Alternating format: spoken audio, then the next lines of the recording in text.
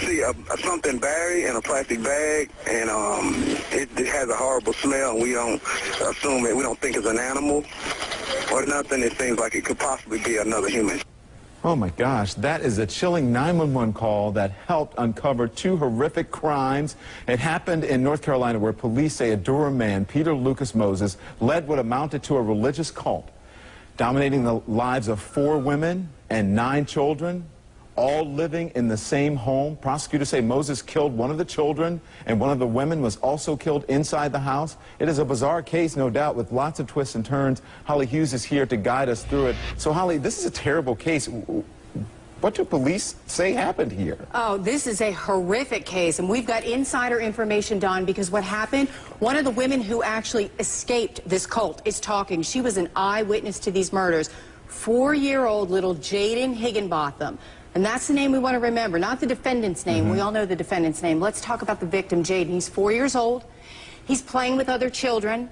He swats one of the other children on the behind while he's playing. Someone tells this cult leader, and he says to the mother, I think he's gay. I told you to get rid of him. That's what I was going to say, that the 4-year-old, he was gay. What's that all about? Because he swatted another child while playing, Don. I mean, adult men still swat each other in the locker room. You know what he does? He says to the mother, give me your gun. She hands over a gun.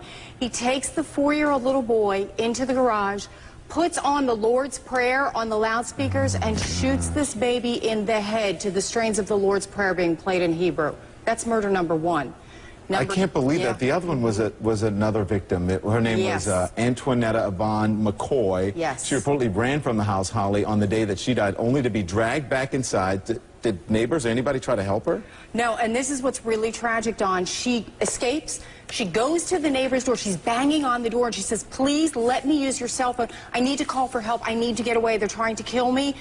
She does nothing. She watches 2 women from that house drag Antoinetta back across the yard into that home. They beat her at the direction of the cult leader. They try and strangle her to death with an extension cord. And when that doesn't work, he gives the gun to Jaden's mother, the same woman who watched him murder her little boy 2 months earlier, and says, you shoot her in the head. And she does. And that neighbor says to police, I thought she was a mental patient, so I never called anybody or did anything.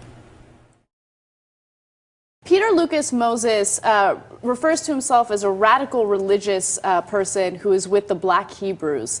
And he just pleaded guilty to killing a 4-year-old and a woman that he was living with. He killed the 4-year-old because he thought he was gay. We have a local news report on this. Let's watch and we'll discuss. Klein says Jaden Higginbotham was the only child who lived with the group who wasn't fathered by Moses. Prosecutors say Moses told Sis to get rid of the boy and became angry when he heard Higginbotham hit another child on the bottom. Klein says based on the action, Moses believed 4-year-old Higginbotham was homosexual.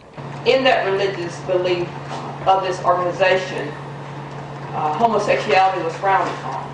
Klein says Moses took Higginbotham to the garage, played the Lord's Prayer in Hebrew, and shot him. So this isn't just about the kid being possibly gay. I don't even know what it means for a 4-year-old to be gay.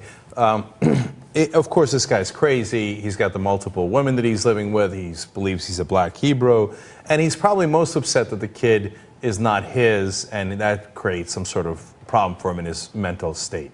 Right. Now, having said that, it does give him an excuse, right?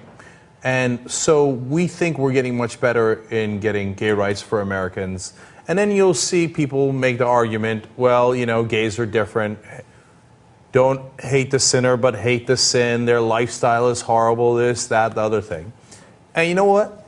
That has consequences.